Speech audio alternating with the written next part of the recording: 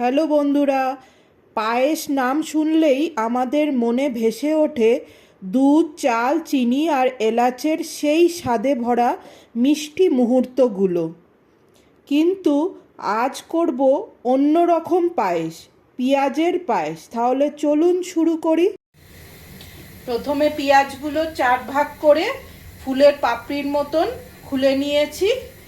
এবার এইগুলোকে সেদ্ধ করতে দেবো।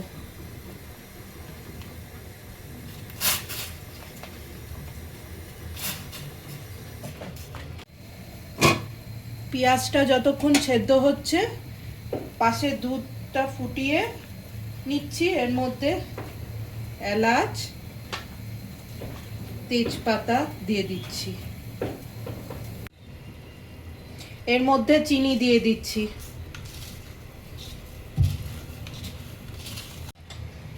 পেঁয়াজটা হয়ে গেছে, এবার ছাঁকনিতে ছেঁকে নেব।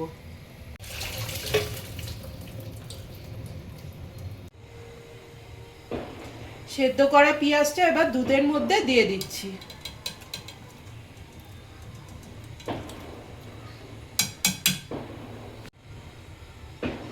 ভালো করে নাড়িয়ে আর একটু ফুটতে দেবো। তো বন্ধুরা, আজকে আমরা বানালাম পেঁয়াজের পায়েস। যেদিন একটু অন্য রকম কিছু খেতে ইচ্ছে করবে, এই রেসিপিটাই বানিয়ে দেখুন। তাহলে পরের বার আবার আসছি মজাদার কিছু রেসিপি নিয়ে। ততদিন পর্যন্ত ভালো থাকুন।